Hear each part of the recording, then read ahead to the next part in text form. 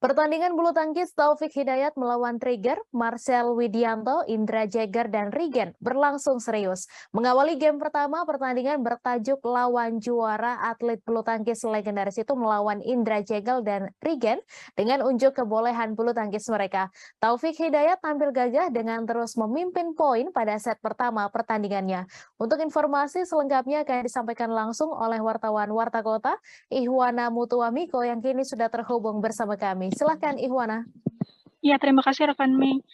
Untuk pertandingan kemarin malam adalah pertandingan persahabatan yang bertajuk lawan juara, di mana Taufik Hidayat bertemu dengan Trigger yang isinya ada komika seperti Marcel Widianto, Indra Jegel, dan Rigen.